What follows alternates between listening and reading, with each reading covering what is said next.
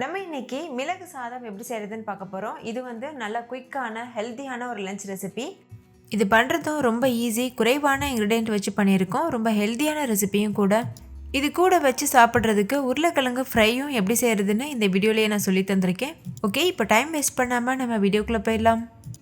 Hi friends, எல்லாருக்கும் வணக்கம். என் பேர் Abhi. Welcome to Indian recipes Tamil.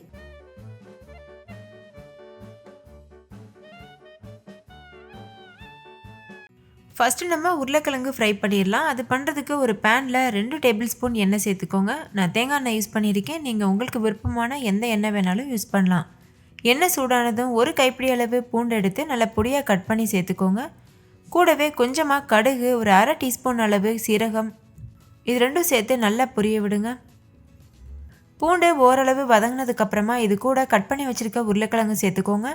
நான் வந்து 3 உருளைக்கிழங்கு எடுத்து தோல் சீவிட்டு இது போல் நீள்வாக்கில் கட் பண்ணி சேர்த்துருக்கேன். கட் பண்ண உருளைக்கிழங்குகளை தண்ணியில் போட்டு நல்லா கழுவிட்டு அதுக்கப்புறமா தான் நம்ம வந்து எண்ணெயில் சேர்க்கணும். அப்போ தான் இந்த உருளைக்கிழங்கு ஃப்ரை நல்லா கிறிஸ்பியாக இருக்கும். குறைஞ்சபட்சம் ஒரு 2-3 டைமாவது நல்லா கழுவிடுங்க. அப்போ தான் நல்லா கிறிஸ்பியான உருளைக்கிழங்கு ஃப்ரை நம்மளுக்கு கிடைக்கும். இப்போ லோ ஃப்ளேம்லேயே வச்சுட்டு இது போல் இடையில கலந்து கொடுத்துட்டே இருங்க.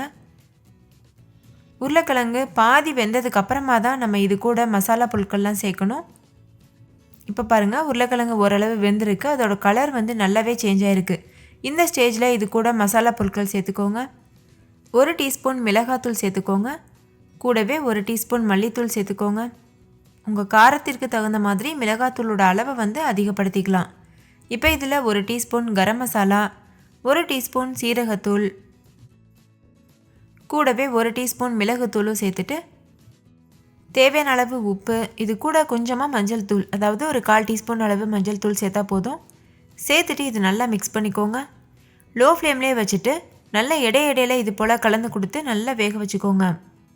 உருளைக்கிழங்கு முழுமையாக வேகிற வரைக்கும் நம்ம இது போல் கலந்து விட்டுட்டே இருக்கணும், இல்லைன்னா அடிப்பிடிக்க வாய்ப்பு இருக்குது.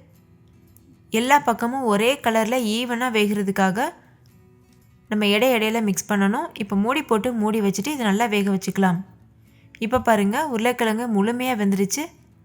மூடி போட்டு மூடி இருந்தாலும் இடையில நம்ம மூடி ஓப்பன் பண்ணி கலந்துகிட்டே இருக்கணும், இல்லைன்னா அடி பிடிச்சிரும். அவ்வளோதான், நம்மளோட டேஸ்டியான உருளைக்கிழங்கு ஃப்ரை சூப்பராக தயாராகிருச்சு. இப்போ இது ஒரு உரமாக இருக்கட்டும். அடுத்து நம்ம மிளகு சாதத்தை தாளிச்சிடலாம். ஒரு கடாய் சூடுபடுத்திட்டு அதில் கொஞ்சமாக நெய் சேர்த்துக்கோங்க. நான் 2 டீஸ்பூன் நெய் சேர்த்துருக்கேன். நீங்கள் நெய்க்கு பதிலாக எண்ணெய் கூட யூஸ் பண்ணலாம். நெய் சூடானதுக்கப்புறமா இது கூட ஒரு கைப்பிடி அளவு முந்திரி பருப்பு சேர்த்துட்டு நல்லா வறுத்துக்கோங்க. இது கூடவே 1 டீஸ்பூன் கடுகு சேர்த்து நல்லா பொரிய விட்டுருங்க. கடுகு நல்லா பொரிஞ்சதுக்கப்புறமா இது கூட 1 டீஸ்பூன் அளவுக்கு உளுத்தம்பருப்பும் சேர்த்துக்கோங்க. ஸ்டவ்வை வந்து லோ ஃப்ளேமில் வச்சுக்கோங்க. 1 டீஸ்பூன் அளவு கடலைப்பருப்பு சேர்த்துக்கோங்க. 1 டீஸ்பூன் சீரகம் சேர்த்துட்டு தாளிதம்லாம் நல்லா பொரிய விட்டுருங்க. தாளிதம் பொரியிற அந்த சூடுலேயே இந்த முந்திரி பருப்பும் நல்லா வறுபட்டுரும். இது கூட ஒரு கொத்து கருவேப்பிலை சேர்த்துட்டு நல்லா வறுத்துக்கோங்க.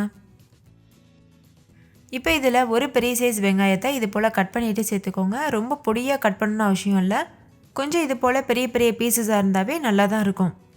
இப்போ இது கூட பொடியாக கட் பண்ணின பூண்டு பற்கள் ஒரு கைப்பிடி அளவு சேர்த்துக்கோங்க. தேவையான அளவு உப்பு சேர்த்துட்டு நல்லா வறுத்துக்கோங்க.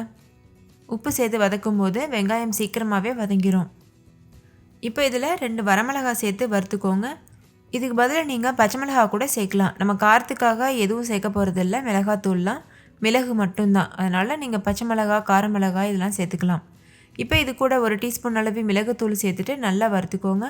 வீட்டில் அரைச்ச ஃப்ரெஷ்ஷான மிளகுத்தூள் சேர்த்துக்கோங்க. அதாவது மிளகு நல்லா வறுத்துட்டு மிக்ஸி ஜாரில் போட்டு நல்லா அரைச்சிட்டு ஃபைன் பவுடர் அரைச்சிக்கோங்க. அதை நீங்கள் ஸ்டோர் பண்ணி வச்சு யூஸ் பண்ணிக்கலாம். அந்த பவுடர்லேருந்து நான் 1 டீஸ்பூன் மட்டும் சேர்த்துருக்கேன். இப்போ இது கூட வடித்த சாதம் சேர்த்துக்கோங்க. நான் வந்து பாஸ்மதி அரிசி சேர்த்துருக்கேன். நீங்கள் நார்மல் சாப்பாட்டு அரிசி கூட நல்லா வடிச்சிட்டு சேர்த்துக்கலாம். வடிக்கும் போது நல்லா உதிரி உதிரியாக இருக்க மாதிரி பார்த்து வடிச்சிக்கோங்க. இப்போ ஸ்டவ்வை ஹை ஃப்ளேமில் வச்சுட்டு ஒரு 10 செகண்ட் மட்டும் நல்லா இது போல் வறுத்துக்கோங்க. நம்மளோட சாதம் அதுக்கப்புறம் அந்த மசாலாலாம் நல்லா வந்து மிக்ஸ் ஆகணும். அது வரைக்கும் நல்லா இது போல் மிக்ஸ் பண்ணிக்கோங்க. இந்த மாதிரி மிக்ஸ் பண்ணும்போது அரிசி உடையாமல் பார்த்துக்கோங்க.